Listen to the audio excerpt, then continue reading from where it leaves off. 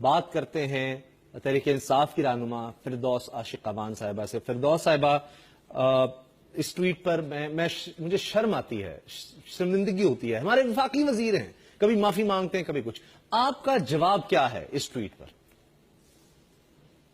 دیکھیں، سب سے پہلی بات تو یہ ہے کہ ہر شخص جو ہے وہ جس انوائرمنٹ میں رہتا ہے، گرو کرتا ہے، اس کی براٹ اپ ہوتی ہے، اس کی سراؤنڈنگز جو ہیں اس کی اوور آل امپیکٹ ڈالتی ہیں اس کی کردار سازی میں. تو خواجہ آصف صاحب کا قصور نہیں ہے. خواجہ صاحب جس گٹر لیگ کے اندر، جس انوائرمنٹ کے اندر رہ رہے ہیں، آپ دیکھیں ہر انوائرمنٹ کے اندر ایک اسپیسیفک اسپیشی ہے. انسان بھی ایک اسپیشی ہے. اسی طرح گندے پانی کی مچھلی ہیں، کچھ اس کو رہو کہتے ہیں، صاف پانی کی مچھلی ہے اس کو ٹراؤٹ کہتے ہیں. تو یہ گند کے اندر، گٹر کے اندر جو کیڑے رہتے ہیں اور جو گند کی پیداوار ہوتے ہیں اور جو گندگی کے ڈھیر سے گرو کرتے ہیں، وہ گند کے علاوہ کوئی اور ان کے ذہن کے اندر پازیٹیوٹی آ نہیں سکتی. اور جس طرح سے انہوں نے اپنے مائنڈ سیٹ کو ریفلیکٹ کرتے ہیں اور ہمیشہ جب بھی بولے ہیں انہوں نے گند ہی اگلا ہے.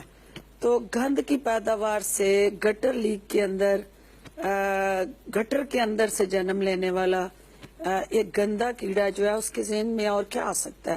تو لہٰذا اس کا قصور نہیں ہے. اس کی جو ٹیکنیکل فالٹس ہیں اور اس کی سائیکولوجیکل ڈیرینجمنٹس ہیں، مینٹلی وہ ڈس اورینٹیشن ہے، اور وہ جو اس کے مینٹل ڈس آرڈرز ہیں، فزیکل، مینٹل، سائیکولوجیکل پرابلمز ہیں اس کے. اور اس میں تمام مسائل میں خان صاحب نے پی ٹی آئی کے اندر اس کا ایک نفسیاتی مریض کا، ذہنی مریض کا جسمانی علاج کرنے کے لیے ایک ڈاکٹر کو چنا ہے.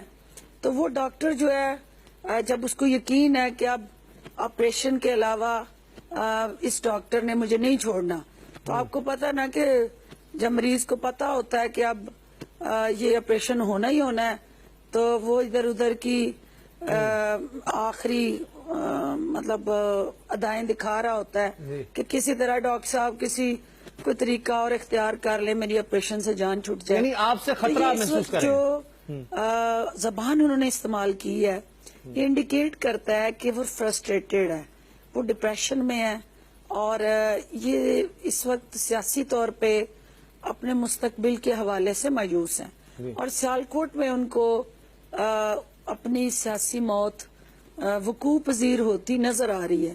تو ورنہ میں سمجھ گیا، یعنی سیالکوٹ میں